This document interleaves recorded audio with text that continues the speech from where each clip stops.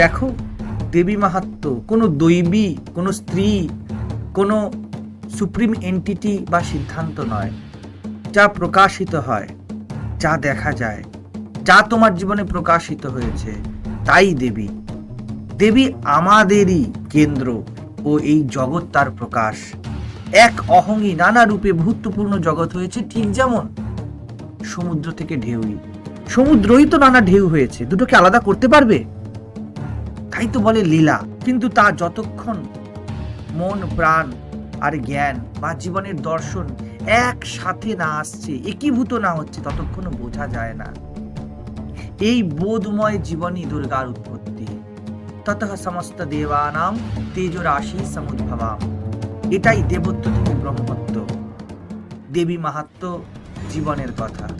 যে বুঝলো সে জীবন দ্রষ্টা। জ্ঞানপীঠটা খোলাই হয়েছে এই জন্য যাতে এই কাজটা হয়, আর কোনো উদ্দেশ্য নেই। আপনাদের ফ্রাইড রাইস খাওয়ানোও সেই জন্য, আপনাদের ঝাড় দেওয়াও সেই জন্য, আমাদের 3খানা এসি ইনস্টল করাও সেই জন্য। যাবতীয় ব্যবস্থা শুধু একটা পারপাসে চলছে। হ্যাঁ, তো এখানে যে রেগুলার ভিড় যারা আসছে তাদের কাছ থেকে কিন্তু মানে আমার দাবি আধ্যাত্মিকভাবে তারা উঁচু হবে। আর 10টা ভিড়ের মধ্যে মিশে গিয়ে তারাও একই গান গায়, একই কথা বলে, এখানে একরকম, বাইরে গিয়ে সেই লেইলাপ্পা চলছে। এটা চলতেই থাকবে, আপনি আটকাতে পারবেন না নিজেকে যদি আপনি সলিড কিছু না পান। এই সলিড পাওয়াটা আপনাদের জরুরি। আমি যদি কনসার্ন হই, আমি এই জিনিসটার জন্য খুব কনসার্ন আপনাদের, যে এটা পেলো কি না পেলো। এই দিক থেকে আপনি আমাকে এমন ভালোবাসার মানুষও বলতে পারেন যে এটা চায়, একমাত্র এটাই চায়।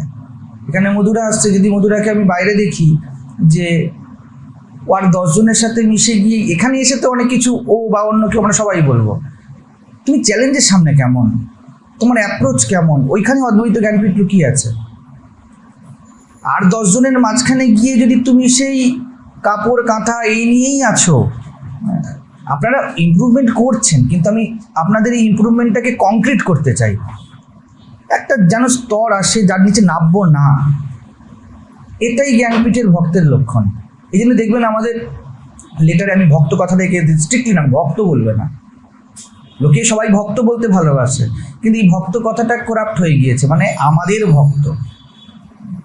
আমাদের কথাটা দেখবেন ইউজার খুব জিজ্ঞাসু, যেই জিজ্ঞাসু সেই এখানকার ভক্ত। যার জিজ্ঞাসা নেই তাকে আমার এখানে দরকার নেই। যার হয়ে গিয়েছে সে আশ্রমে সে কী করবে, সে আশ্রম বানাক। আর যারা হতে চায়, যে চাইছে আমার হোক, তার ক্ষেত্রে কী নিয়ম, সে জিজ্ঞাসা করবে। আর যে চাই না হোক সেখানে কি করছে, 3টে বোঝা গেল তো। যার হয়ে গেছে তার আশ্রম লাগে না, সে আশ্রম বানাবে। যে চায় আমার হোক সে জিজ্ঞাসা করবে, সে প্রশ্ন করবে, সে ইমপ্লিমেন্টেশনে আনবে, ঠিক আছে। আর যে চায় না আমার কিছু এগাই, সে এখানে সে নোংরা করবে সব কিছু। এই তৃতীয়টা যেন না হয়।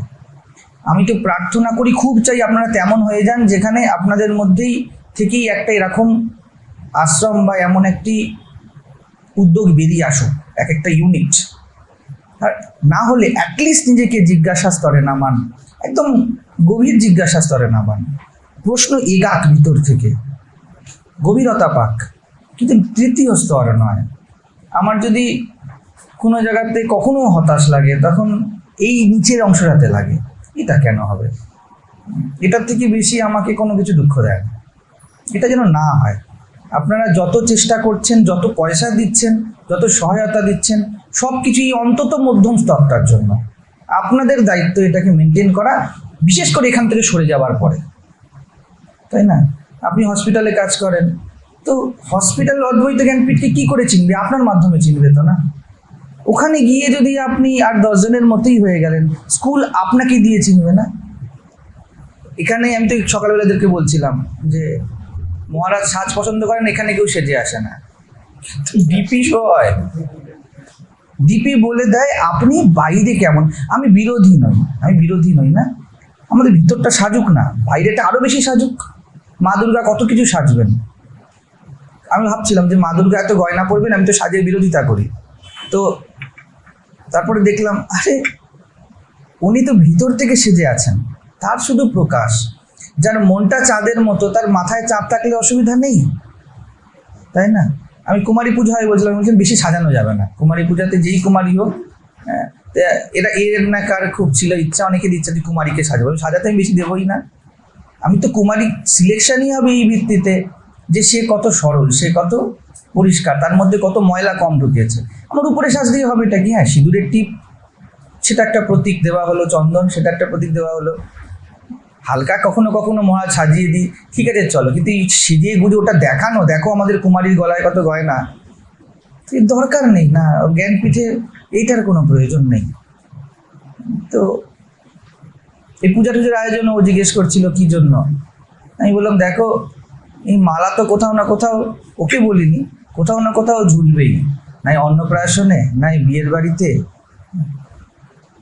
অ্যাটলিস্ট মায়ের গলায় ঝুলবে, কিছু একটা বার্তা তো দেবার সুযোগ এলো আমার কাছে, অ্যাটলিস্ট সুযোগ এলো দুর্গাকে তাকে চিনিয়ে দেওয়ার। তো এটা আপনারা রাখুন, এটা আপনাদের খুব, আপনারা হয়তো বুঝতে পারছেন আমি কত গুরুত্বপূর্ণ দায়িত্বের কথা বলছি। এই দায়িত্ব হয়তো এখনো ছোট আছে বলে আমি বলতে পারছি, হয়তো অনেক বড় হয়ে গেলেও বলবো জানি না, কিন্তু এখন আপনারা খুব কাছাকাছি আছেন। তো আমার মনে হয় বারবার যে এই জিনিসটা মনে করিয়ে দিই আপনাদেরকে, তাহলে লাভ নেই যে ট্যুরও হবে যা কিছু হবে, একটাই উদ্দেশ্য, তার নাম মুক্তি। যদি মুক্তি না হয় ওখানেও সেই ময়লা হয়, আগের দিনও বলছিলাম, সাবধান, আপনাদের প্রত্যেকের দায়িত্ব। যেমন ঘরের কোণে পানের পিক ফেলতে কেউ অ্যালাউ নয় না পরিবারের, তো জ্ঞানপীঠের শুদ্ধতা সবার সমান সমান দায়িত্ব। এবং এ শুধুমাত্র অশুদ্ধ হয় এইসব দিয়ে, কেউ একটু বেশি খেয়ে নিল, কেউ একটু কাউকে কিছু একটা বলে দিল, এত বেশি কিছু এসে যায় না, কিন্তু এর বেসিক থিম যেন না পড়ে।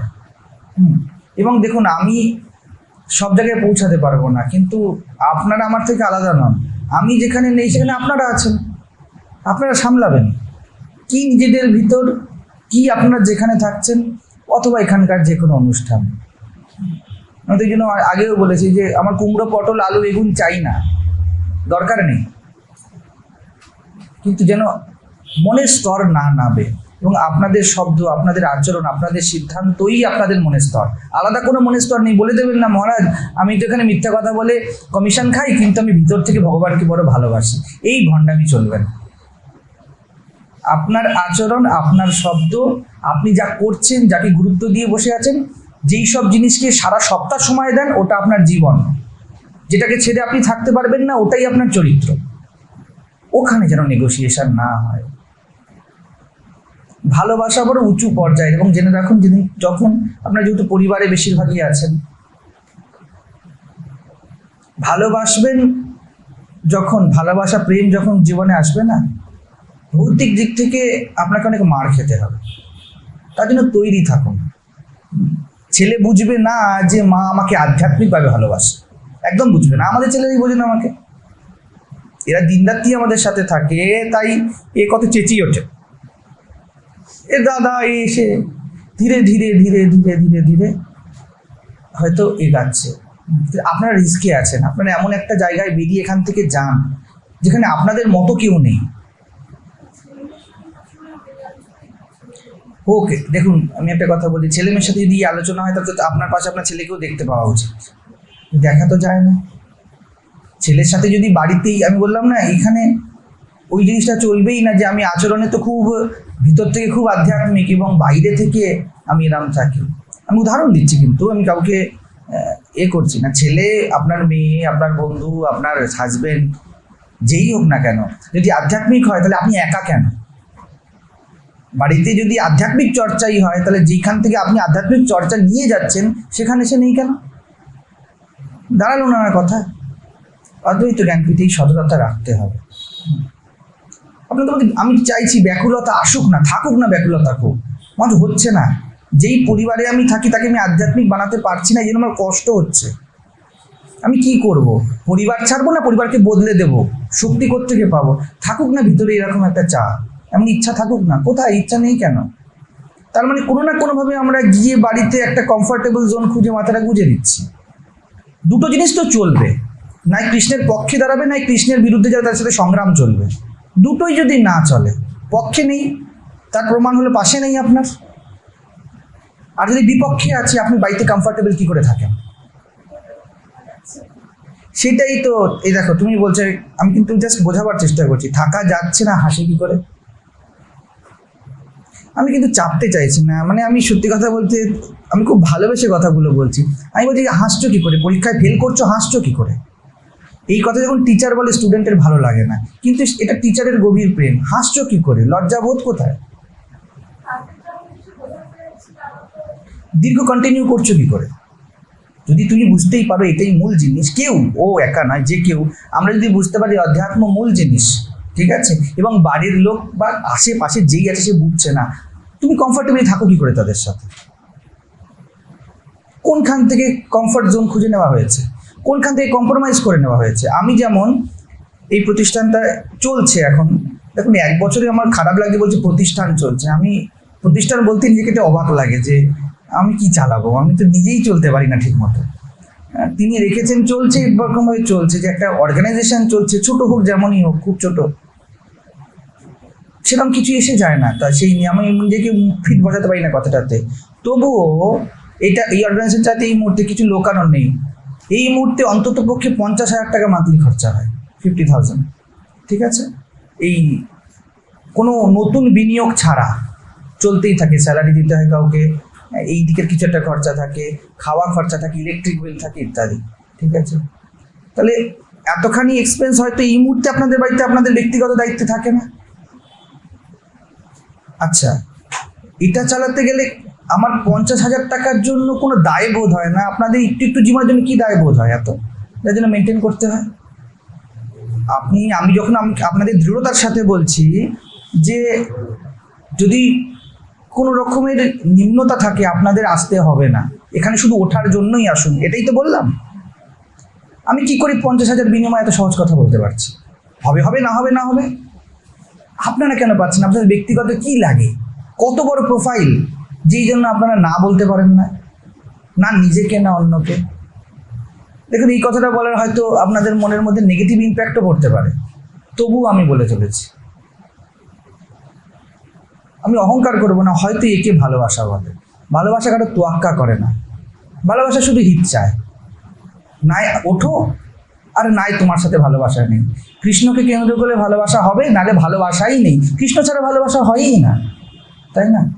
তো আমি আবারও বলছি, আমি আশা করছি না যে একদিনে সব কিছু আপনার দপ করে চলে যাবে, কিন্তু দৃষ্টি সাফ রাখুন।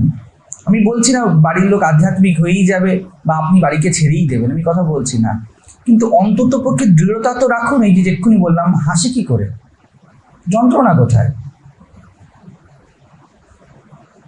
তো ফেল করে গেলে তো আমরা হাসতে পারি না, না?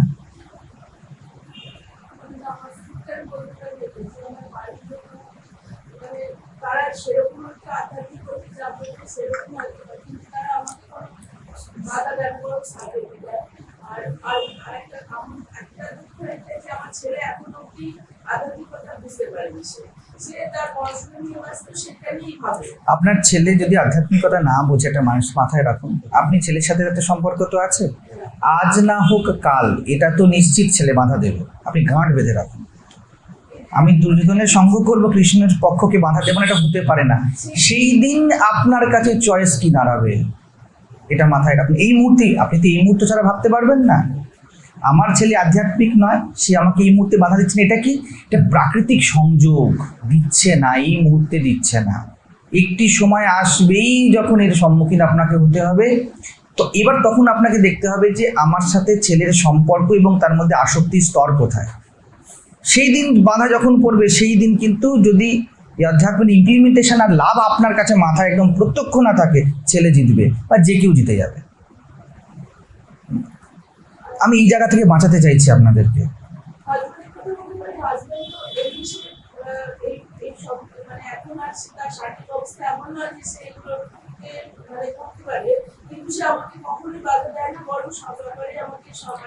আমি এই ক্ষেত্রে প্রশ্ন করি, বাধা দিলে কি করবেন বলুন? বাধা দিলে কি করবেন বলুন? এটাই মুখ্য প্রশ্ন, জীবন তো আপনার।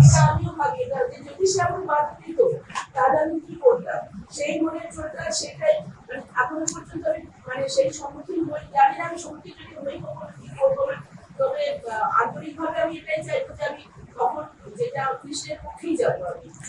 চাইলে হয় না, যোগ্য হতে হয় আমাদেরকে। আমরা চাইলে কিছু ঘটে যায় না। আমি এই জায়গাটাই বলছি, পরীক্ষা তো ওইখানে হবে। হঠাৎ করে কোচিং ক্লাসে গেছেন, স্যার বলছে আজ এক্সাম, এবার কি করবে? জীবন এরকম ভাবে দাঁড় করাবে। হ্যাঁ,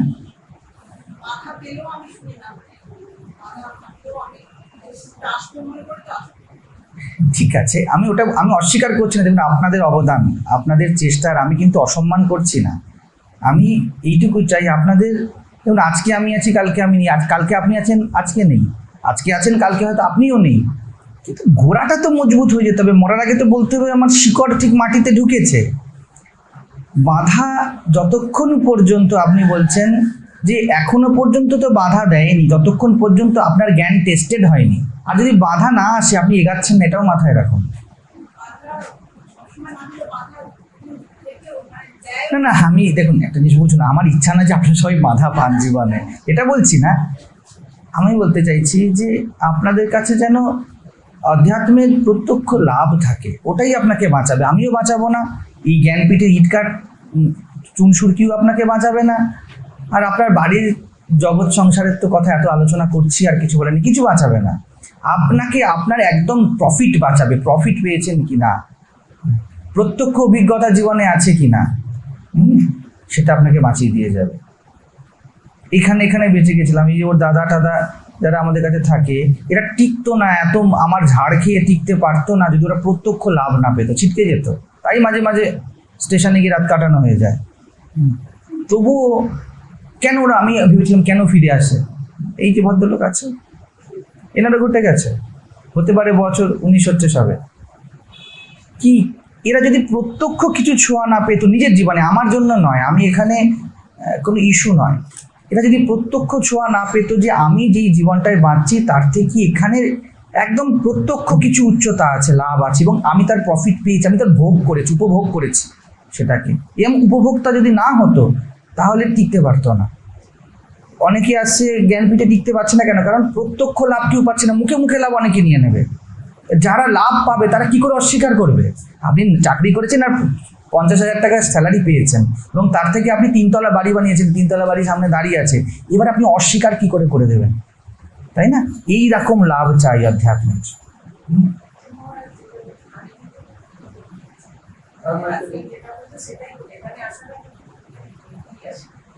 ঠিক আছে, আমি বুঝতে পারছি।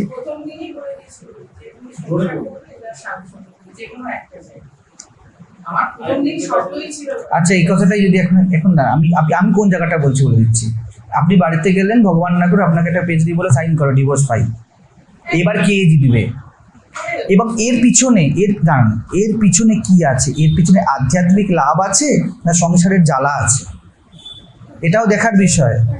ওই দিনকে তোমাকে যেটা বলছিলাম, এই স্তরেই কথা হচ্ছে। শ্রেয়াকে আমি বলছিলাম আগের দিনকে, যে বলছে অজানা ব্যথা না, ব্যথা হয়তো জানাই, সিগনেচার করে দিচ্ছে, আমাকে হয়তো এসে বললো মহারাজ অধ্যাত্মের জন্য ছেড়ে দিলাম। তারপরে কি দেখা গেল, সপ্তাহের টাইম আরও কমে গেল আসার, যে আপনি নাকি আধ্যাত্মিক লাভের জন্য ছাড়লেন। তখন বলে মহারাজ আপনি তো স্বাবলম্বী হতে বলেছেন, তো আমি স্বাবলম্বী হচ্ছি। আপনার ক্ষেত্রে বলছি না, আমাদের মন বড় ডেঞ্জার জিনিস, কেউ নেই। শ্রীকৃষ্ণ একটি কথা, গাঁট বাঁধুন, আপনার মনি বন্ধু মনি শত্রু। কিভাবে যে ঠকাবে আপনাকে, আপনার ঘরে থেকেই আপনাকে ঠকিয়ে দিয়ে চলে যাবে, এর নাম মায়া। দেখুন,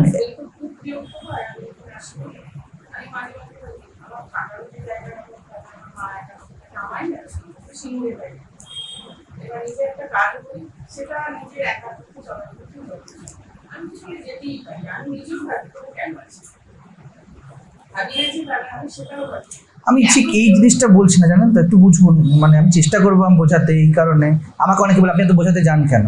আমি এখনো পর্যন্ত সত্যি কথা বলতে আমি তো সব কিছু শিখে যাইনি। আমার কাছে এখনই যেটা বললাম না, আমি একটু দোকানের উদাহরণ দিলাম না, যে একবার ঠকতে পারি, দুবার ঠকতে, তারপরে আমি পরিষ্কার বলবো তুমি 10 টাকার পেন 30 টাকা নিয়ে কেন নিলে আমার থেকে? এই প্রশ্নটা আমরা কেউ করি না, আমরা বলি তারপরে হেসে হেসে চলে গেলাম। আমি এর উত্তর আজ পর্যন্ত নিজের জীবনে খুঁজে পাইনি, এটা কি করে হয়। সরাসরি যেটা ঠকিয়েছে, আমি জিজ্ঞেস করছিলাম যে তোরা কি আন্ডারস্ট্যান্ডিং নিস, এটা কি একরকমের অনাসক্তি? ঠকিয়েছে তো ঠকিয়েছে, জগতই তো ঠকানো, মায়া তো ঠকাই, এত উঁচু অবস্থা, না কোনো ভয়ে বা লোভে আছিস? ঠকিয়েছে তো কি হয়েছে, প্রত্যেকে তো ঠকিয়ে আমি কিছু নেই, চুপচাপ থাকি, কথা বাড়িয়ে লাভ নেই। বা এদিকে ঠকিয়েছে তো ওদিকে লাভ পাই, বা আরে বেশি কথা বলো না বাবা, কাউন্সিলরের ছেলে, বেশি কিছু বলা যাবে না, এই কারণে চুপ আছি। না অনাসক্ত, এই জগতই তো মিথ্যা, তাহলে কি 30 টাকা সত্য হবে? কোনটা এগুলো, তোমরা কোনটা নিয়ে চলিস? এই দুটোর মধ্যে একটা হতে পারে। আপনাকে কেউ একবার বোকা বানালো, আপনি বোকা বনে গেলেন, বোঝার পরেও আপনি বুঝে গেলেন, তার থেকে দূরত্ব রাখবেন আমি বুঝি, কিন্তু তারপরেও দাঁত কি করে বের করেন? এর পিছনে আন্ডারস্ট্যান্ডিং কি? দুটোই থাকতে পারে, না ভয় আছে, লোভ আছে, আর না হলে এত উঁচুতে উঠে গেছেন যে কিছু জগতে আপনাকে স্পর্শ করে না। কোনটা? তো আমিও বলছি, তাহলে তাই তো ভয় লোভে আছে না, আমাকে তো আপনাদের ভয় লোভ থেকেই বাঁচাতে হবে, তাই না? আমিও ক্লিয়ার নই, যে আমি বলছি পরিষ্কার করে, আমি সম্পূর্ণ ক্লিয়ার নই যে এটা এই ইকুয়েশনটা, এক্ষুনি যে প্রশ্নটা আমি তুললাম, আমি তো পেরে উঠি না, সেই জন্য লোকে আমাকে অনেক কিছু বলে, যে হ্যাঁ ক্রোধী, রেগে যায়, যাতা বলে দেয়, পরিষ্কার কথার নামে একটা অহংকার শো করে দেয়। আমার কাছে হিসাবটা থাকে না, যে পরিষ্কার পরিষ্কার কথা বলে দাও, এবং ওর মধ্যে অনেক সৌন্দর্য আছে, যে মহারাজ আমি এটা করতে পারছি, এটা আমি করতে পারছি না, ঠিক আছে, তো আমার সামনে সেজে আসছো কেন? তোমার সাথে আমার সম্পর্কই তো, আমাদের মধ্যে কোনো সাজ থাকবে না, তাই না? সাজার দরকারই নেই, আমি তো চাইছিই না সাজ, পারছি না, ওকে ভাই, আমার তো দাবি নেই তোমাকে করতে হবে, মানতে হবে বলে তুমি কোনো দাবি করছি না, কিন্তু তুমি মানতে পারছো না, এগোতে পারছো না, কেন ঠকানো? এটা আমার কাছে ইকুয়েশন নেই। এই ব্যক্তির সাথেও আমি মিষ্টি কী করে কথা বলবো? আমি তো বলতে পারবো না, আমি তো পরিষ্কার কথাই বলবো ভাই। তো নিজের দিকে আমাদেরকে দেখতে হবে, যে দেখুন সংসারের ছাড়াছাড়ি কার না হয়, কিন্তু তার কারণ কি অধ্যাত্ম? এটা বুঝতে হবে।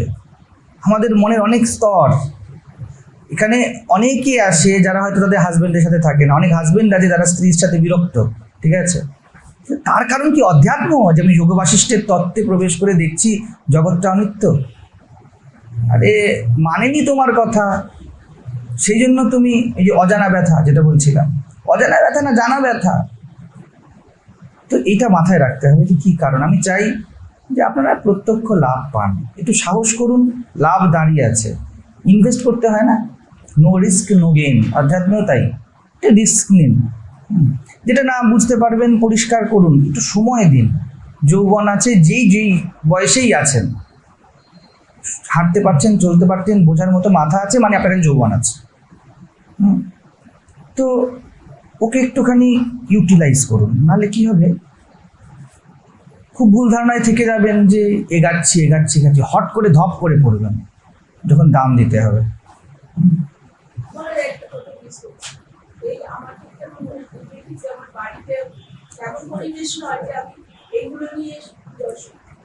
এইগুলো নিয়ে মানে থাকি, মানে হয়তো আমি এটা নিয়ে হয়তো বসেছি, কিছু একটা করছে এই বিষয়ে, কিন্তু তখন হয়তো আমাকে শুধু সাংসারিক কাজের জন্য করতে হলো। এইগুলো তখন মনে হয় যে এইগুলো যদি না থাকতো আমার ভালো হতো, আর আমি আরো বেশি করে এর ভিতরে যুক্ত হতে, মানে ইনভলভ হয়ে যেতে পারতাম আরো বেশি করে। কাজ কমান কিন্তু আমার ব্যক্তিগত কাজ নয়, মানে তাদের প্রয়োজন, তারা হয়তো আমাকে ডাকছে কোনো একটা কাজ করার জন্য বা কিছু একটা। এই যে তাদের প্রয়োজন, তাদের স্তরটা কি, এটা খুব ম্যাটার করে। রান্না করায় দোষ নেই, আমি মাঝে মাঝে নিজে থেকে বলি আজকে চাউমিন হবে, এবং আমি রান্না করতে চলে যাই, ওদেরকে করে খাওয়াই, ম্যাগি হবে, ঠিক আছে, কিন্তু কাদের খাওয়াচ্ছি? সুদামাকে খাওয়াচ্ছি না শকুনিকে খাওয়াচ্ছি? আমি কাউকে এরমভাবে বলছি না, কেউ পার্সোনালাইজ করবেন না। খাওয়ার পরে এই ব্যক্তির সাথে আমার কোন স্তর জীবনের মেনটেন হয়, এটা মুখ্য, খাওয়ানো অসুবিধা নেই।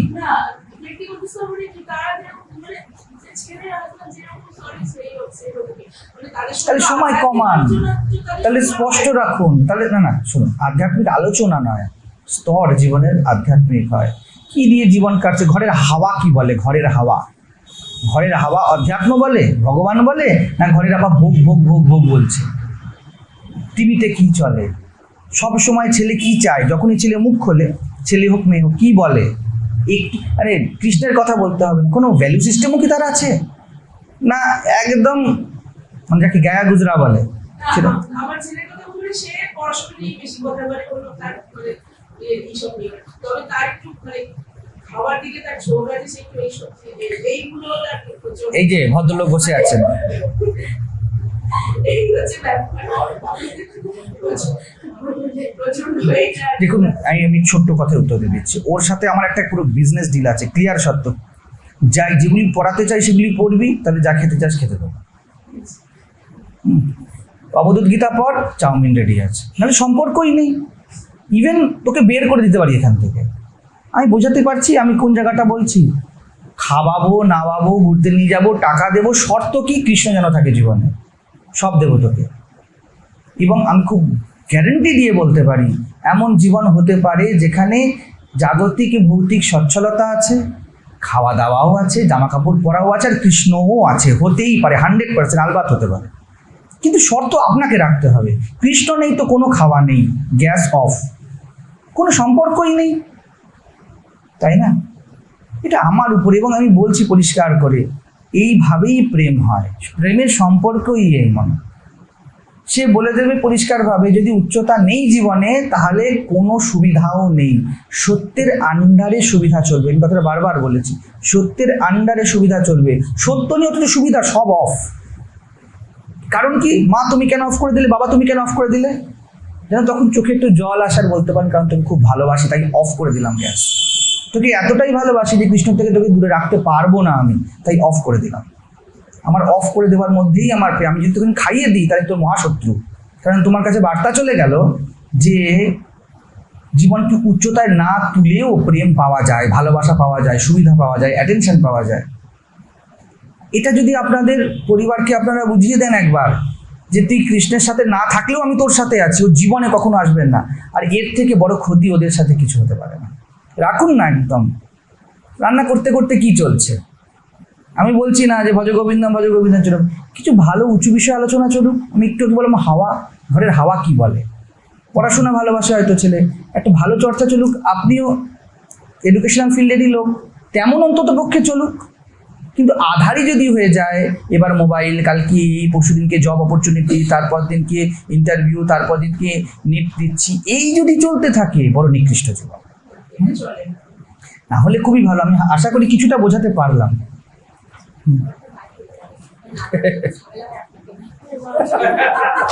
আরে অনেক বাড়ি আছে, আমি ঝামেলার কারণ।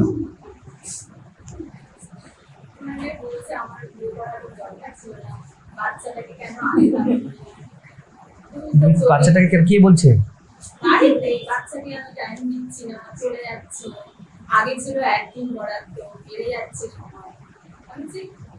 বলুন বাচ্চার জন্যই যাচ্ছে, বাচ্চার জন্যই যাচ্ছে।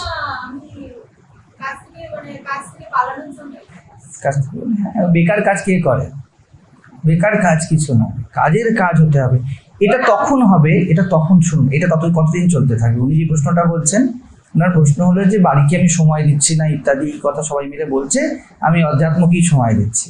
এটা ততক্ষণ পর্যন্ত চলতে থাকবে যতক্ষণ পর্যন্ত, যেটা আমি বলছিলাম, আপনার অধ্যাত্ম একদম ধরাতলে না নামে। আপনার সামনে আর 10টা ছেলের থেকে আপনার ছেলে যতক্ষণ পর্যন্ত উঁচু এটা দেখা না যাচ্ছে, ততক্ষণ পর্যন্ত এই কথা চলতে থাকবে।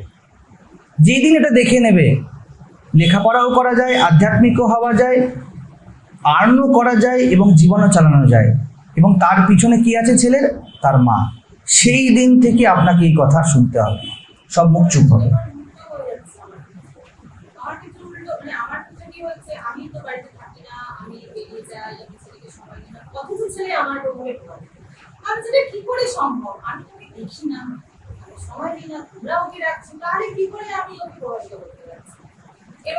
একটু শুনুন না, এটাই বলছিলাম। একটু উনি বলছেন যে সবাই বলতে চাইছে যে ছেলে ওনাকে পছন্দ করে, ওনার প্রভাবে চলছে, অথচ উনি ছেলেকেই সময় দেন না। বলুন এটাই প্রেমের জাদু।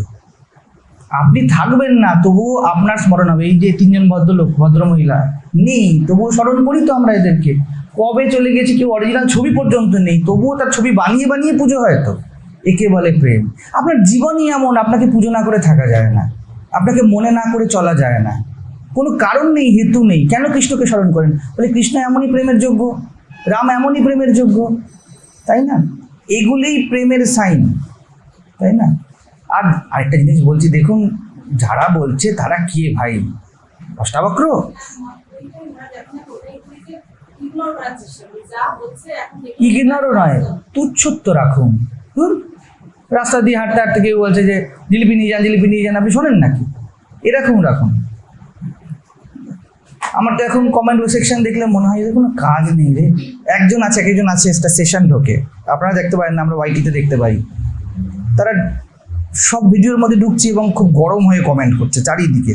ঠিক আছে, সাধারণত এগুলি প্রচলিত যে ধর্ম, পুনর্জন্ম, জ্যোতিষ, এগুলোর মধ্যে বেশি চলে। তো আগে আমি একটুখানি বিরক্ত হতাম, আমি বলছি এই লোকটার কোনো কাজ নেই। এই মুহূর্তে ফার্স্ট্রেটেড, নাই বউয়ের জুতো গেছে, নাই বসের, আর নাই কাজ নেই, নাই করোনা হয়েছে, কিছু একটা ঘটে চলছে দুর্ঘটনা, এবং ও সকাল বিকেল সন্ধ্যে রাত্রি এগুলি দেখছে, জীবনে কোনো এক্সাইটমেন্ট পাচ্ছে না, এবং লম্বা লম্বা টেক্সট করছে। তো কি কি কথা বলবো? আগে আমি প্রথমে এক রাতে উত্তর দিতাম। আমি যখন চেপে করছি যে মহারাজ যদি হয় এক মহারাজ ভুল বলছেন আর না মহারাজ ঠিক, যদি মহারাজ ভুলই বলছেন তাহলে শোনার দরকার নেই, না মহারাজ ভুল কিছু বলেন, আচ্ছা মহারাজ যদি ভুল কিছু না বলছেন তাহলে সেটা মানে যাচ্ছে না। না, এত নিষ্ঠুর শক্তি বুঝতেই তো পারছেন না, না ইগনোরে নয়। তাহলে যদি এইরকম হয়ে যায়, কেউ কাঁটা ঘাস খাবেই, মুখে রক্ত বেরোবেই, আপনি কেন বেকার বেকার ফার্স্ট এড মেনটেন করতে যাবেন? তাকেই দায়িত্ব নিতে দিন না। প্রশ্ন ওখানে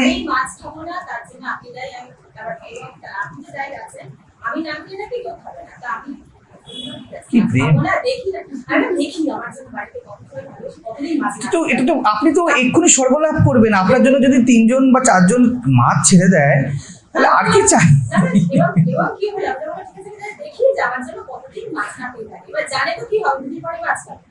তখন মানে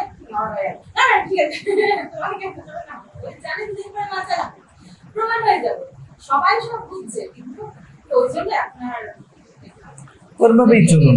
কিন্তু এইটুকুনি মাথায় রাখুন, একটি সময় আসবে যখন আপনি এগোচ্ছেন না, ধীরে ধীরে আস্তে আস্তে, আজকে 1 বছর 2 বছর ঠাকুর যদি করেন যে আপনারা কন্টিনিউ আসছেন, আমি তো আগেই বলেছিলাম এমন হবে না আপনি একই রকম থাকবেন আর এখানে কন্টিনিউ করে যাবেন।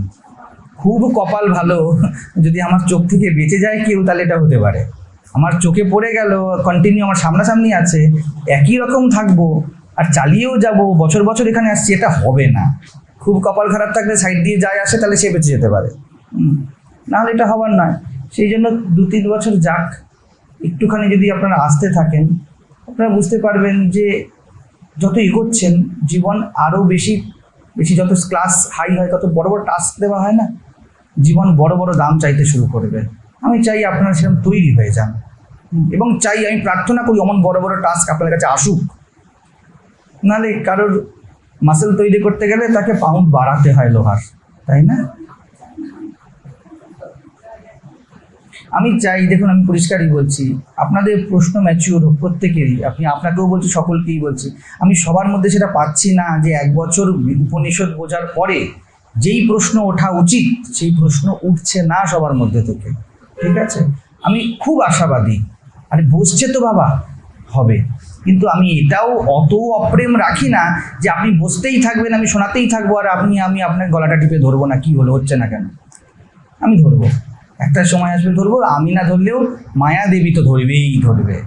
মান্ডুক্য উপনিষদ, কঠোপনিষদ, যোগ বাশিষ্ঠ সার, এই মায়া দেবী বলবে চলো একটা চ্যালেঞ্জ দাও, সামনে ছেলের মাথা বিগড়ে দাও, বা বাড়ির শাশুড়ির মাথা বিগড়ে দাও, দেখি না কত কি তোমার দম আছে। আসবে এগুলো জীবনে। আমি আমাদের একজনকে বলেছিলাম, বলছে আমার স্ত্রী খুব ফেভারেবল, এবং যেটা প্রাকৃতিক সংযোগ, স্ত্রী ফেভার করছে, না করলে কি করবে বলো, তাই না? তৈরি থাকুন, এগান। আপনাদের দায়িত্ব, আপনাদেরই আশ্রম, আপনাদের দায়িত্ব। আপনারা কেউ অনেক দূরে থাকেন, কেউ কাছে থাকেন, আপনাদের মধ্যে একটা ইনভিজিবল জ্ঞানপীঠ ঘুরে বেড়াচ্ছে, ওকে সামনে আনুন। আপনাদের দেখে যেন মনে না হয় এরা হরে কৃষ্ণ দলের পার্টি। আমি হরে কৃষ্ণকে ছোট করছি না, আশা করি আমি কি বলতে চাইছি, খিচুড়ি খাই, বাতাসা খাই, আর হাত ধরে বলি হরি বল, আর জীবন যেমন কে তেমন, এতে সব ছুটছে বাবার ভক্তরা গাঁজা খেয়ে। আমি বলছিলাম জয়ন্তকে, এত ভিড় রাস্তা দিয়ে, আজকে তো শ্রাবণী মেলা বাজার শেষ কিছু আছে বোধহয়, আছে মদের দোকানেও ভিড় আর গঙ্গাতেও ভিড়, একই সাথে দুটো ভিড় চলছে। আমি ওকে বলছিলাম, দেখো না শিব মহাপুরাণ, না ঋভুগীতা, না অবধূত গীতা, না কোনো জায়গাতে শিব সংক্রান্ত, শিব গাঁজা খায়ের উল্লেখ আছে, কোথাও নেই। কোথা থেকে এরা পেয়ে গেল এটা? কোথাও নেই। শিব সংক্রান্ত শিবসূত্র, যতগুলি শিব সম্পর্কিত উপনিষদ, রুদ্র রুদ্র করে উপনিষদ পাগল হয়েছে, কোথাও শিবের এই নেশা, গাঁজা, ভাঙ, ধতুরা কিছু নেই। এটাই তো আপনারা কোন গাঁজা খেয়ে আছেন, এখনো জ্ঞানপীঠে আসছেন আর প্রশ্ন করছেন না কেন গাঁজা দিচ্ছ। গাঁজা খেলে হুশ হয় না বেহুশ হয়? তাহলে বেহুশ করছে শিব সবাইকে। গাঁজা খেয়ে কি আপনি কঠোপনিষদের সিদ্ধান্ত বলতে শুরু করবেন, না গাঁজা খেয়ে আপনি কোনো কুকর্ম করতে শুরু করবেন? তাহলে শিব কুকর্ম প্রমোট করছে। কালী মদ খেয়ে কুকর্ম প্রমোট করছে, চলছিল তো কিছুদিন আগে।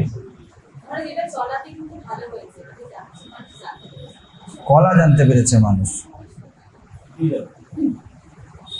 দেখুন, এগুলি একটি পলিটিক্যাল এজেন্ডা বানানো হয়েছে, কিচ্ছু নয়।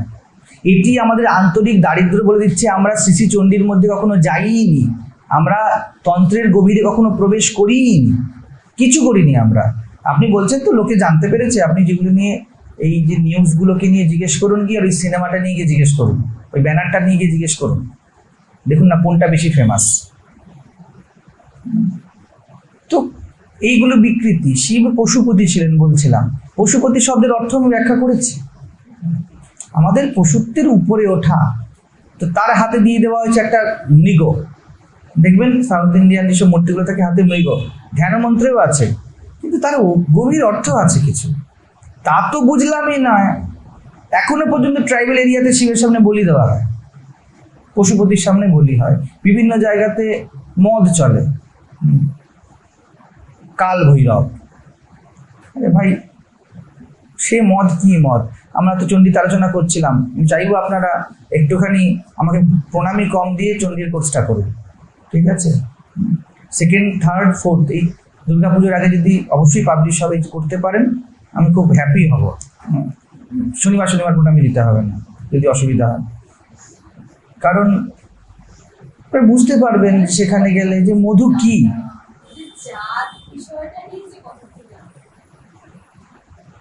মধু কি, অসুর নিধন কি। এরপরে আসবে 7ম অধ্যায়তে যখন দেবী চামুণ্ডা আসবেন, সেখানে পরিষ্কার করে বলা হচ্ছে যে দেবী কিসের বলি নিচ্ছেন, কাকে মারছেন, কি খেয়ে তিনি উন্মত্ত হলেন, পরিষ্কার একদম শ্রী চণ্ডী বলে দিচ্ছে। তন্ত্রে গেলে আরো পরিষ্কার বলবে, কিন্তু ওই অনাদি অজ্ঞান, এই যে উনি যেটা বললেন, আমি চাই না এইরকম হোক শিবের হাতে গাঁজা কলকে। আর জ্ঞানপীঠের ভক্তরা বলে দেয় তো, আমি হাত জোর করে বলছি আপনারা এর থেকে উঠুন। আর প্রশ্ন আমাকে, হ্যাঁ হ্যাঁ হ্যাঁ, তো এইটাই তো বলছি আপনাদের প্রশ্ন, আপনি চাননি জানতে, এটাই তো দুঃখ, এটাই তো আমার দুঃখ। আপনারা জানতে চাননি প্রচলিতগুলো, আমি খোঁচাচ্ছি তখন একটা কথা বেরোচ্ছে, এবং তাতে বলছে দেয় তো মানে আপনি তো 1 বছর পরে আপনার গিয়ে প্রশ্ন করা উচিত অদ্বৈত জ্ঞানপীঠের প্রতিনিধি হিসাবে, তুমি এটা কেন দিচ্ছ, তুমি কি জানো এই বিষয়তে? আপনার ছেলে মদ খাচ্ছে, আপনি না বলবেন? আপনি শুনবে বললে? তখন তো বলেন। আমরা কি এইভাবে বসে থাকি, আমি বললে শুনবে না বলে আমরা বলবো না? এটা কি আমাদের কর্তব্য নাকি? আমাকে তো বলতে হবে, আমার কাজ তো আমায় করতে হবে, কিন্তু নিজেরই কনভিকশন নেই। আমি বলতে চাইছি জ্ঞানপীঠের কাছে যারা আছে তাদের কাছে ক্ল্যারিটি থাকবে, নাহলে কি হলো, এই তো একই চললো না। আপনি তারপর দেখা যাবে আপনাদের বাড়িতে হতে বলেছেন মহাজ পুজোয় আসবেন, আর আপনার কালী ঠাকুরের হাতে কলকি আর পাশে মদের বোতল রাখা আছে, আর আপনি আমাকে নিমন্ত্রণ করেছেন। এইরকম চাই না, এরকম আমাকে এত ছোট করে দেবেন না। আপনারা একটু উঠুন, উঠুন, বুঝুন। আপনাদের কথাবার্তা, আপনাদের জীবন দেখেই যেন মনে হয় যে না ভাই, এরা একটা উঁচু জীবন কাটানোর চেষ্টা করছে। বলে দেবেন না সত্যনারায়ণ পুজোতে তো ভুলভাল মন্ত্র হচ্ছে, এইদিকে এই করছে, ওই করছে, সেই করছে, আমাদের ফ্যামিলিতে এমনই চলে, সেই জন্য এমনই চলছে মহারাজ। আপনাদেরই তো দায়িত্ব, তাই কে ভাঙবে ভুলগুলো, কে ভাঙবে? আমি বলছি না এগুলো বন্ধ করতে, আমি তো নিজেই করছি কত পূজা অর্চনা, শোধন তো করুন। আমাদের এখানে পুজোতে সবকিছু উপাচার দেওয়া হলো, যেগুলোতে মোটামুটি পশু হত্যা বা পশুকে কষ্ট দেওয়া আছে যতটা পেরেছি বাদ দিয়ে দিয়েছি। পূজা একটি আমি বহু কাল ইউজ করেছিলাম, আপনারা সবাই জানেন শাখা, আমি একদম নির্বিবাদে এইবারে বাদ দিয়ে দিলাম, একদম চলবে না। একজন প্রাণী হত্যা হবে তো মাকে সাজতেই হবে শাখা পরে, আর কোনো আভরণ নেই, তার একজনকে মেরেই করতে হবে, এটা তো লৌকিক একটা আচার হয়ে গিয়েছে, তাই না? বাংলার বাইরে ইউপিতে তো কেউ শাখা পড়ে না, তাহলে কি তারা কি ষোড়শ পূজার পূজা করে না? করে। যতটা পারা যায় আমি চেষ্টা করেছি, কিছু রেখেছি আবার যেইগুলি প্রপোর্শনালি তুলে দিলে লোকসান বেশি, সেখানে আমি কিছু স্বীকার করে নিয়েছি। কারণ আপনারা এখনো অত ম্যাচিওর নয়, আমি সব তুলে দিলে ধরতে পারবেন, কিন্তু যেইগুলোতে মোটামুটি অসুবিধা আমি চেষ্টা করেছি তাতে কোনো অঙ্গ হানি হবে না, মাঠ থেকে বেশি প্রসন্ন কেউ হবেন না। তো এটা রাখুন, আপনাদেরও দায়িত্ব এটা মেনটেন করে চলা।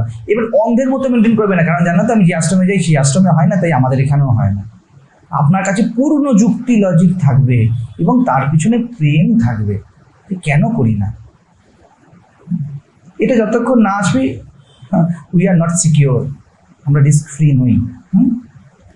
হ্যাঁ বলুন, শেষ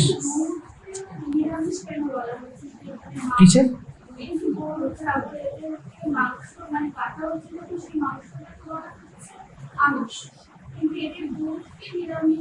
নয় তো, কে বলেছে? মেডিকেল সায়েন্স বলছেন নাকি দুধ নিরামিষ বলছেন? কি বলা হয়? অ্যানিমেল প্রোটিন বলা হয়। অ্যানিমেল প্রোটিন মানে তো আমিষ।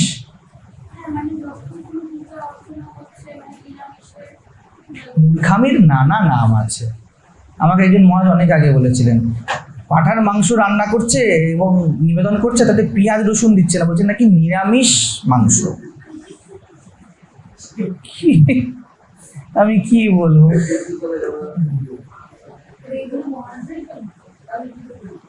এরা মহারাজ কেন তাদের সামনে প্রশ্ন করা হচ্ছে না? আপনি প্রাণ হত্যা করে ফেললেন, এমনিতেই আমাদের কিছু না কিছু হত্যা করতেই হয়, তারপরে পেঁয়াজ রসুনের দোষ হয়ে গেল। আমি একজন মহারাজের সাথে কথা বলেছিলাম, আমি বলছিলাম মহারাজ যে মাছ মাংস ডিম আর পেঁয়াজ রসুন আমাদের আছে অনেক, আমরা এই 5টা জিনিস খাই না, কারণ আমরা বৈষ্ণব, আমরা এই 5টা জিনিস খাই না, আমরা বড় বৈষ্ণব, এই 5টা জিনিস খাই না। আর দুধ মিষ্টি দিলে 40টা খেয়ে নেবে। তো পরিষ্কার হিসাব বুঝুন, মাছ মাংস ডিমের পরে এই 3টে জিনিসের পরে যদি পেঁয়াজ রসুনকে আমিষ বলতে হয়, তার আগে দুধকে অবশ্যই ঢোকাতে হবে, ঘিকে অবশ্যই ঢোকাতে হবে, তাই না? পুরো আমি এটা আলোচনা করেওছি, ব্যাখ্যাও করেছি। যতদিন আমি বুঝিনি ততদিন আমিও খেয়েছি, কিন্তু যেদিন থেকে বুঝতে পেরেছি, যত এগিয়েছি, একটা ভালোবাসা থাকে, একটা দায়িত্ব থাকে, সেই জন্য চলো আমি যা ইচ্ছা খেতে পারি, আর ও বাঁচতেও পারবে না, তো বাঁচতে তো দেওয়া হোক। একদম এসব ফালতু কথায় যাবেন না। পেঁয়াজ রসুনের শরীরের উপর কিছু এফেক্ট থাকে, অতিরিক্ত খেলে। রসুন এক রকমের হার্বস, রসুন এক রকমের যথেষ্ট উপকারী জিনিস, অতি তো যে কোনো জিনিসই নষ্ট করে। রেডমিটও যত অতিরিক্ত খেলে খারাপ হবে, অতিরিক্ত ভাত খেলেও আপনার অবস্থা খারাপ হয়ে যাবে, চিনি খেলে খারাপ হবে, নুন খেলে খারাপ হবে। কোন জিনিসটা আছে যেটা অতিরিক্ত খেলে খারাপ হবে না? তো সাম্যকে, কিন্তু আমার খাবারে রক্ত মাখা থাকবে না, আমার খাবারে এমন হবে না যে কাউকে প্রাণ দিতে হয়, তাই না? আমাদের প্রাণই তো কাঁদে। আপনার যদি প্রাণ কাঁদে, আপনি আরেকজনের কান্নার উপর ভিত্তি করে কি করে নিজের আহার করছেন? প্রকৃতি আপনাকে ছেড়ে দেবে নাকি? এখানে কজ এফেক্ট সমানে সমানে চলে। যদি আপনি অন্যের কান্নার কারণ হন অকারণ, তাহলে আপনার চোখের জল মোছানোর জন্য তিনি আসবেন না, কখনো আসবেন না। তাহলে অসুর কি? অসুর তো এটাই করতেন না, অন্যের চোখের জলের কারণ হয়ে যেত, সেই জন্য তাদের বিনাশ হতে হতো। আমাদেরও সেই অবস্থা হবে, আর কিছু নেই।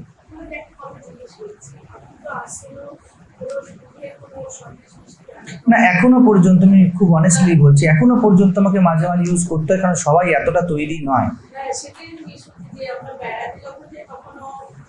আপনারা এতটা তৈরি হয়ে যান যাতে আমাকে এগোতে না হয়।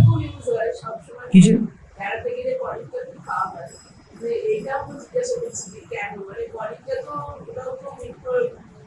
একদম একদম পনির, ঘি, বাটার সবই আমি রিজেক্ট করতে পারি, কিন্তু আপনারা যতক্ষণ না আমার সাথে এসে দাঁড়াচ্ছেন ততক্ষণ পর্যন্ত স্ট্রিক্ট হতে পারছি না। অর্ণবরা বলে আমাকে যে আপনি যদি এরকম করেন আপনার সাথে কেউ যাবেই না। আমি কি বললাম? প্রপোর্শনাল লাভ লোকসান আমি দেখি।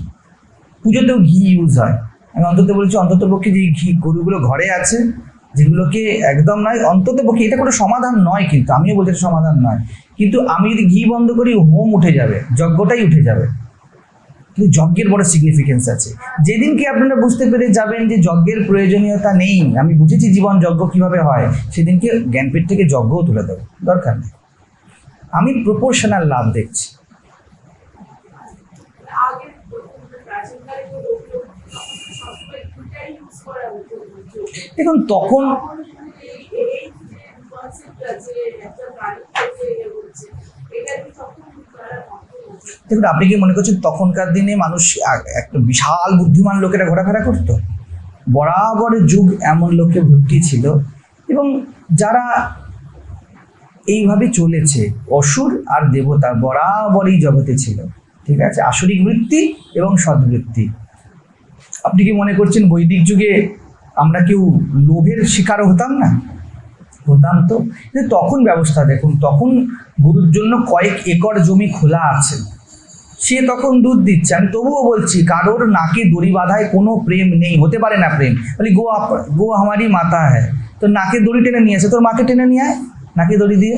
বলে এই যে আমার মাকে নিয়ে এসছি মহারাজ, নাকে দড়ি দিয়ে টানে, একদিকে মা এসো, মাকে টানছি, বুঝতে পারছেন তো? তো এর তো কোনো প্রেম নেই, আমি একদম সমর্থন করছি না। কিন্তু তবুও তখনকার পরিবেশ পরিস্থিতি আলাদা ছিল, তার তখনকার দিনে যা কিছু ভুলও ছিল। আমাকে কি করতে হবে? আমার বোধ, আমার বুদ্ধি বোধ বস্তু না কখনো পুরানো বা নতুন হয় না, ও সদা চির নতুন। এই জন্যই দুর্গা বা দেবতাদের বলা হয় চির যৌবনা। আপনার কাছে যে বোধ আছে না, যেখানে প্রেম, যেখান থেকে আমি কথাটা বলতে চেষ্টা করছি যে ভালো তো বাসুন। এই ভালোবাসা কি সময়ের উপর নির্ভর করে নাকি? আগেকার সময় কেউ ভালোবাসতো না বলে আমি ওরম ভাই ভালোবাসবো না? ভালো তো বাসবো। হতে পারে তারা কিছু করেছে, কিছু করেনি, তো কি এসে গেছে? ঠাকুর তো মাছ মাংস খেয়েছেন, স্বামীজি খেয়েছেন। প্রপোর্শন মাথায় রাখুন। তাদেরকে অনেক বাঁকচোর করে, আমাকে আমি বলছি না এখনো পর্যন্ত কেন মাঝে মাঝে পনির ঘি চলে যাচ্ছে, আমাকে মেনটেন করতে হচ্ছে, কারণ আপনারা তৈরি নয়। যেদিনকে আপনারা এক সূত্রে বলতে শুরু করবেন যে মহারাজ কোনো প্রাণীকে আমরা কষ্ট না দিয়ে চলবো, অথচ আমরা আপনার সাথেও থাকতে পারি, আমাদের ভিতরে সেই প্রেম জেগেছে, এই দিন দেখবেন কিন্তু এখান থেকে কেন বহু জায়গা থেকে এই কথা চলে যাবে, উঠে যাবে। দরকার নেই না, কিছুই না, আমাদের একটা অভ্যাস জন্ম দেওয়া হয়েছে। ঘি খাবারের মধ্যে দিলে খাবারের স্বাদ বেড়ে যায়, এটা একটা মান্যতা, মেনে চলছি। বাটার না দিলে, বাটার দিলে বিশেষ করে চাইনিজ প্রোডাক্টে তার মধ্যে একটা টেস্ট আসে, একটু র্যাশনালি হোক, এই টেস্টটা মাথায় ক্রিয়েট করা হয়নি আমাদের, এই টেস্টটাই আসবে। যদি বাটার না দিত অন্য কোনো টেস্ট আসতো, ওটাই যদি আমি ছোটো থেকে খেতাম তাহলে বাটারের কথা মনেই হতো না। মার্কেটিংয়ের জন্য এই টেস্ট তৈরি করা হয়েছে, তো আমরা কি বলবো, হয়ে গেছে টেস্ট তৈরি, টেস্ট বদলে ফেলবো। এত যে যদি দৃঢ়তা আসে, যেটা আমি এতক্ষণ ধরে আপনাদের বলছিলাম, আপনারা যদি এত স্ট্রং পিলার হয়ে যান, একদম উঠে যাবে। এখান থেকে কেন, সমাজের বিভিন্ন জায়গা থেকে উঠে যাবে, উঠে যেতেই পারে, উঠে যাওয়া উচিত, একদম উঠে যাওয়া উচিত। দেখুন, বাঁচতে গেলে আপনাকে অল আউট জ্বালাতে হচ্ছে, কিছু হিংসা তো করতেই হচ্ছে, জৈবিক চাহিদা তো কিছু আছেই, আপনার শরীরের সাবান দিচ্ছেন, কিছু তো মরছেই, পিঁপড়ে তো মরছেই, আরশোলাকে ওই ঘর থেকে তাড়াচ্ছেন, করতে কিছু না কিছু হচ্ছেই। তো আর কত সকাল থেকে সন্ধ্যে প্লেটের মধ্যেও লাশ চাই না না, এখানে একটু প্রেমের দাবি থাকতে পারে না, আমরা চাইলেই করতে পারি।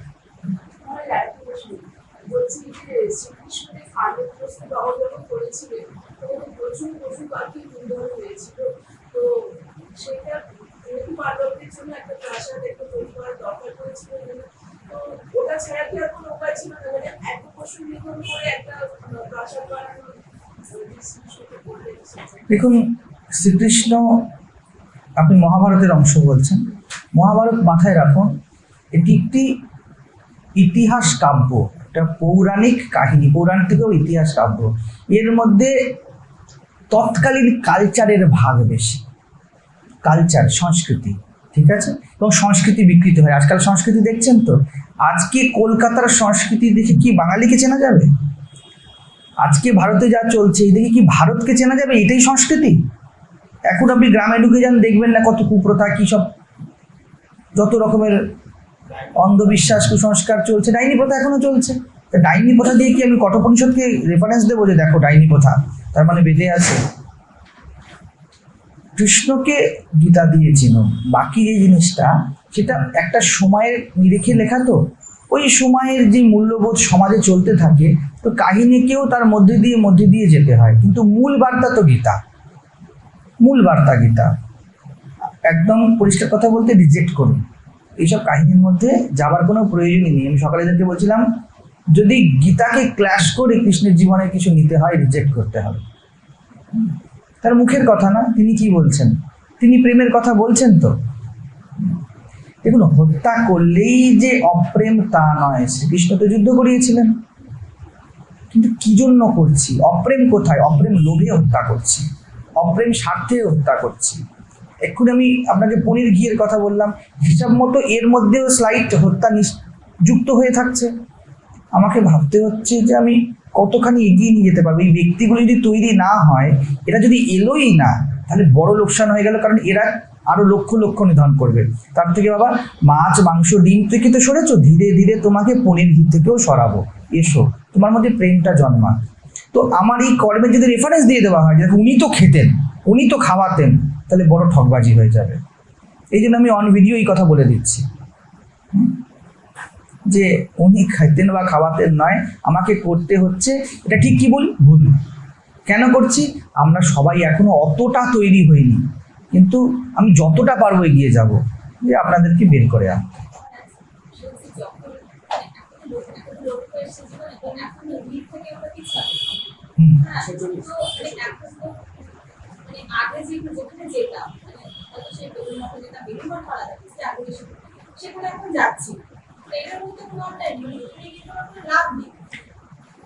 দেখুন, যেখানে জীবন উন্নত হবে 100 বার যান, আলবাত যান, কোনো নিষেধ নেই। আমার কাছে যদি এমন কিছু পান যাতে আপনার মন নিচের দিকে যাচ্ছে, আমাকে রিজেক্ট করুন, কোনো দোষ নেই। কোনো বাইরের লোগো দেখে কোনো জিনিসকে জাজ করে নেবেন না।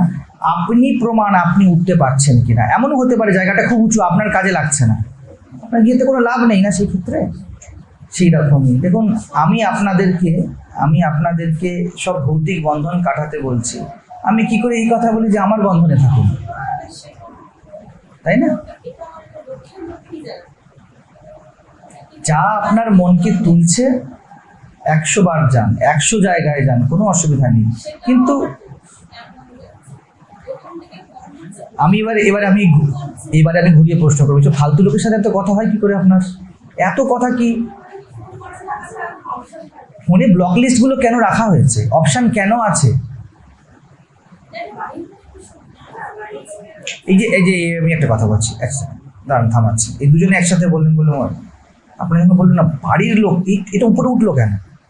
কি বাড়ির লোক? তো কি কংস তো বাড়ির লোক ছিল, দুর্যোধন আর অর্জুন তো সব বাড়ির লোক ছিল। তো বাড়ির লোক মানে কি উঁচু হতে হবে?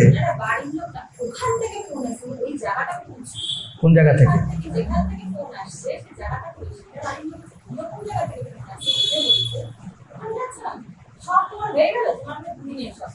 আরে কে বলছে দেখুন না, আপনার ডেডিকেশনই প্রমাণ করে দেবে, যে আপনার জীবনই প্রমাণ করে দেবে আপনি ঠিক আছেন কি ভুল।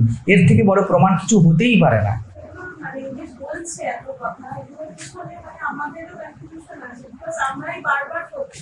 একটা ছোট্ট ওয়ার্ড লাগাবো, আমাদেরই কন্ট্রিবিউশন আছে।